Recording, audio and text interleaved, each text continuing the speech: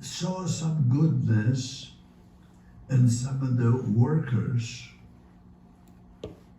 that were not Jewish and sometimes would bring sandwiches, and if they were good, they might bring 2 sandwiches and wrap something in a newspaper and a big bundle and throw it into my trash can.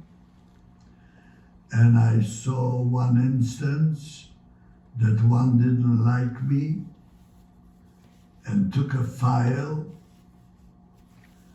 and pulled off the handle of the file and threw the file like a knife and stuck me in my back hip. Then I saw some that took a bite and maybe took the rest and wrapped in something. I saw Keller be friendly with the guy that was running the German kitchen and told me to go in there whenever they needed something fixed, and allowed me to go to the back where the garbage was and maybe get some potato peeling or some leftovers and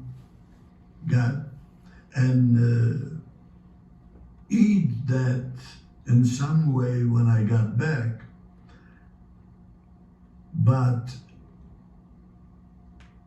just the merely fact that some of us are alive, you have to realize that there is goodness in the world if you look at it in a positive way.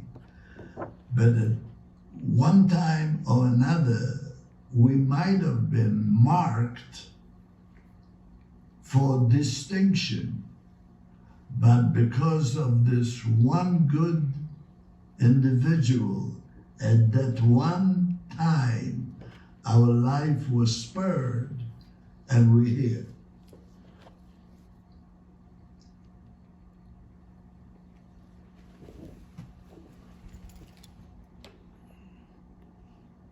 Can you share your worst memory with us?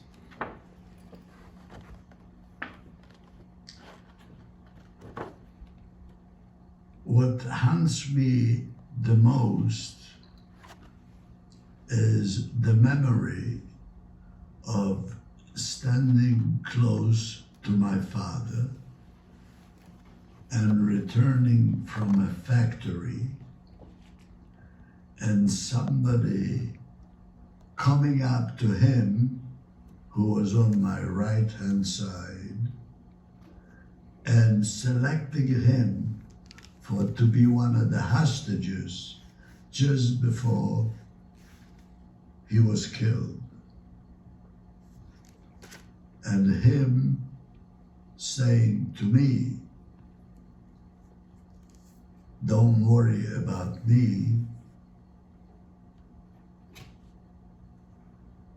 And it just came also. I had a very, very high temper. He says, "Lose your temper and you may survive." And that always comes up, whether I mention it or not, but it's always in my thoughts, because that was the last time. Now, it doesn't, the time when we came to Majdanek and we started the process of going through the gate, and my mom went along after the German asked the women and the children to go forward. At that time, it was a matter of routine. So I lost my family, but I didn't, at the moment of separation, I didn't know that they were going to be killed. But In my father's case, I knew, because there were not only rumors but known facts, that if any one person escaped, 10 would be victims. So you see, when I knew 3 people escaped and they selected him, that's where it hurt the worst, because I knew that I probably would lose him. But it so happened that not everybody out of the 30 was killed, but there might have been a reason for that too, because the 3 people that were missing at a head count by the gate. They were judged maybe by 1 or 2 guards that were standing there, and this could have been hearsay because somebody was still in the bathroom and was missing. But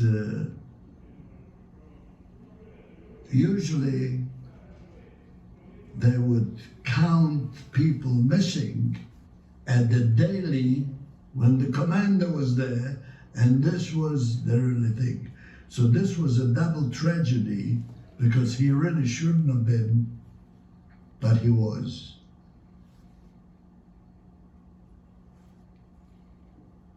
We have time for one more. I'll do it. You're not standing up. Can you describe the death march?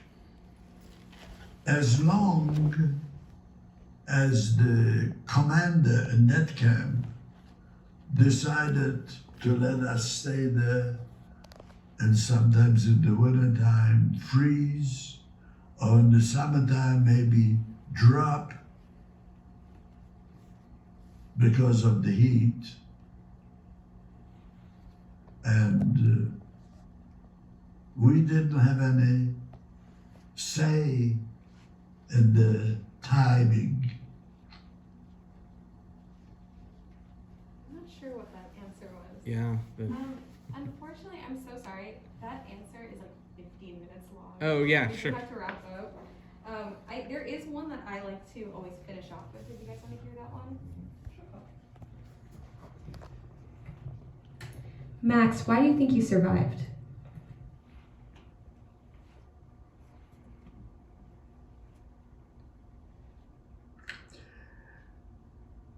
A few years ago, I am a God-fearing person with God in my heart, and I was taught the Bible, and lately weekly explanations of the Dvar Torah.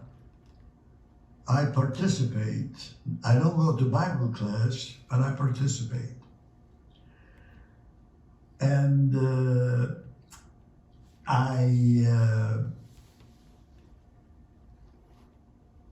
when I participate, I listen to some of the things that were happening many years ago, and people were being killed.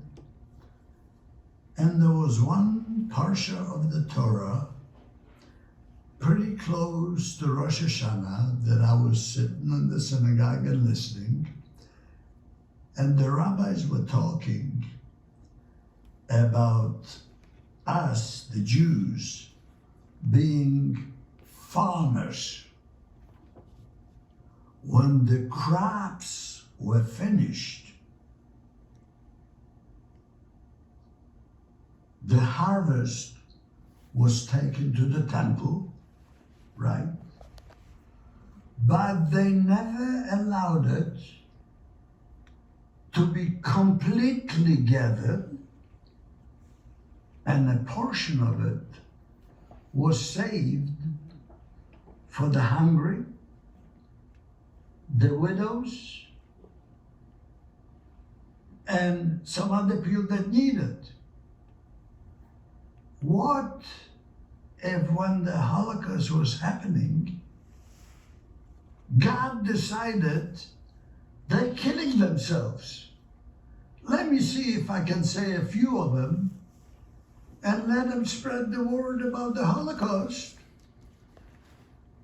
so people won't do it again.